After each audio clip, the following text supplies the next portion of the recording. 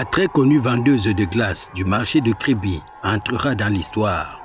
Mamie Glace, comme on l'appelle dans cet espace commercial, est la première Camerounaise à avoir administré 2 gifles à un sénateur. Une action courageuse qui ne vaudra pas à son auteur une reconnaissance nationale, mais une mobilisation des commerçants de la cité balnéaire pour exiger sa libération après son interpellation et sa conduite au poste de police du marché, puis son transfert au commissariat central de Kribi.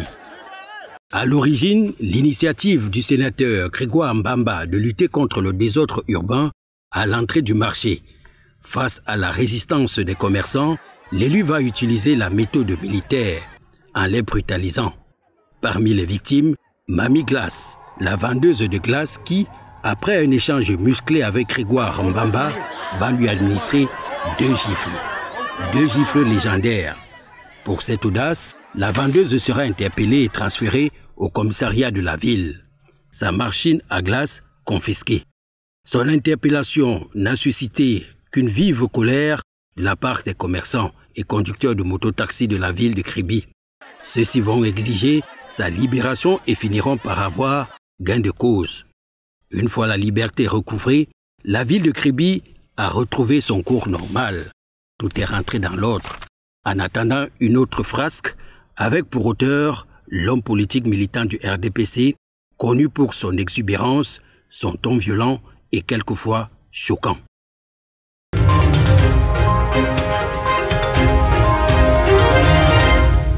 La ville de Foumban a failli basculer ce 21 octobre 2020 à cause d'un acte du préfet du département du Noun, Donatien Bonyomo, qui s'est avéré relever de la maladresse et du zèle. Pourquoi cette formation inquiète tant l'autorité administrative? Donc, il faut savoir faire la part des choses. Parce qu'il est un fait, on ne peut pas parler d'absence de communication et on ne peut pas admettre que le commissaire spécial entre dans une mairie, parce que c'est l'espace de la mairie, qu'un commissaire spécial entre, qu'il demande aux élèves qui ont été convoqués de s'en aller et qu'il embarque les formateurs engagés par la mairie, c'est inadmissible. Ça aurait été plus compréhensible que le commissaire spécial, quand on lui a fait savoir, quand bien même il ne savait pas, mais je vous dis qu'il a reçu le communiqué, il aurait pu venir s'adresser à la mairie, parce que c'est la mairie qui a organisé. Après des échanges entre le préfet, les députés et les maires, les formateurs seront libérés alors que le mercure poussait à l'esplanade de la préfecture. Aujourd'hui, je pense que tout le monde va rentrer serein, heureux, que la formation va continuer et tout le monde a compris qu'il ne s'agit pas d'une police municipale, encore que dans d'autres villes du Cameroun, cette police municipale fonctionne. C'est à la mairie que Madame le maire, l'honorable Hermine Toumanou-Dam Djoya, va s'adresser à la foule, les exhortant au calme et à reprendre leurs activités. Par des prières chrétiennes et musulmans, ils se sont séparés.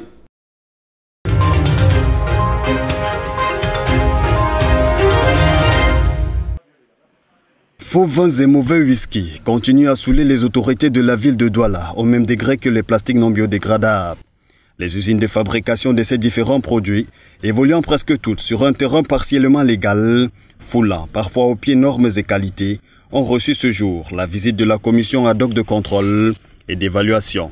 Aux commandes, le premier adjoint préfectoral du Vouri, assisté des collaborateurs techniques constitués des délégués départementaux de l'environnement et de la protection de la nature, du commerce, de la communication, des petites et moyennes entreprises, de l'industrie et du développement technologique. Dans l'objectif, assainir le secteur de l'industrie manufacturée et protéger le consommateur. Dans certaines usines, et nous avons découvert des usines de fabrication de plastique qui exercent dans l'illégalité. Nous avons aussi découvert une usine où on fabrique une usine de whisky, des vins aussi qui font dans l'illégalité. Et nous avons été contraints de prendre les mesures qui s'imposaient. Si sur les 2 premiers sites de Bonabéry, Où prolifèrent usines de fabrication de vins et whisky à domicile, l'on a pu constater une nette amélioration de l'hygiène et salubrité sur les lieux. Il n'en est pas encore le cas pour ce qui est de la conformité des structures quant à l'exigence légale. Le préfet a envoyé une enquête dehors qu'ils ont arrivé et à la fin ils ont constaté qu'on n'est pas illégal, qu'on est légal, mais dans un petit coin un peu compliqué. C'est là qu'on a constaté que c'est pour ça que beaucoup de gens nous dérangeaient. Mais à l'heure qu'on est, ils ont nous rapproché des... Après, vu tous les documents, ils ont nous demandé que les hygiènes et salubrité manquaient. Donc on a forcé maintenant pour voir comment on peut mettre les hygiènes et salubrité en ordre. À chacune des étapes, la commission a procédé, après le tour du propriétaire, à la vérification du système de production, les moyens de conservation et l'acquisition des matières premières avant de boucler avec une réunion de sensibilisation des industriels. Laquelle sensibilisation qui ne passe pas ici, dans cette usine de fabrication du whisky en marge de la légalité. À côté d'elle, c'est le démantèlement d'une autre spécialisée dans la production des matières plastiques non biodégradables. Le coup de poing du Vouri, nom du baptême de l'opération, refuse d'être absorbé par tous les produits de qualité douteuse en passe d'inonder le marché.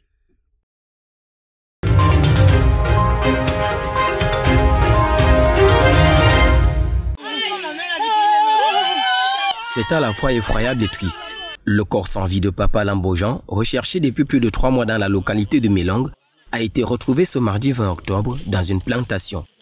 C'est en bas des arbustes, comme vous avez constaté, qu'on a retrouvé le corps de notre défunt papa que depuis 3 mois, jour pour jour, on cherche. Et vraiment, je profite pour dire à toute la famille du quartier Pont et de Mélang que nous avons enfin retrouvé le corps de notre papa.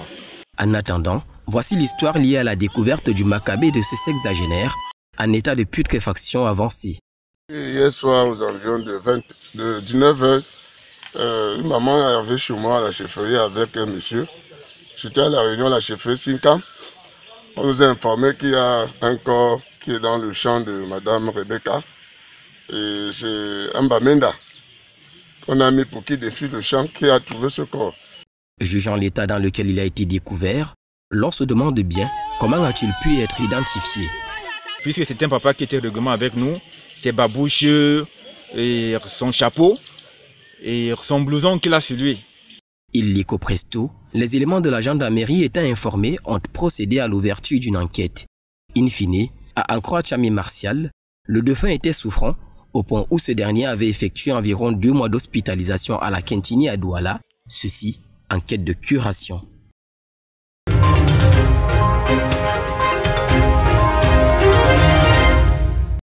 Huit véhicules au total de grosse cylindrie, c'est ce qui constitue le butin d'un groupe de malfrats spécialisés dans le vol de voitures dans la sous-région Semak. Un vaste réseau qui vient d'être démantelé par les agents de la police judiciaire du Nord Cameroun. Nous avons été informés de ce que les véhicules avaient été volés au Tchad, en Djamena, et que ces véhicules seraient de passage dans la région du Nord, particulièrement dans la ville de Garoua, pour le Sud.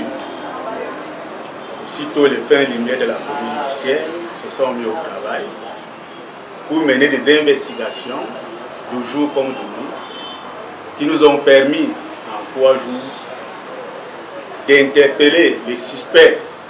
Leur mode opératoire était digne d'un scénario de film de Hollywood. Mais là, il se présente comme une entreprise, une société qui a besoin du matériel roulant dans l'accomplissement de ses missions pour réaliser son projet. Il contacte des particuliers, il signe des contrats de location avec eux, et dès lors qu'on leur remet les véhicules et les pièces administratives, ils disparaissent. Les 2 présumés voleurs interpellés sont en effet l'arbre qui cache la forêt, car le réseau est vaste et bien huilé. Lorsqu'ils réussissent à voler ces véhicules, à entrer en possession des papiers de ces véhicules, ils arrivent au Cameroun où ils ont déjà huilé un réseau de faux pour la délivrance de fausses immatriculations. Donc, aussitôt ils vont au transport, ils se font délivrer des cartes grises qui, à l'apparence, sont authentiques. Mais en réalité, c'est une fausse carte grise.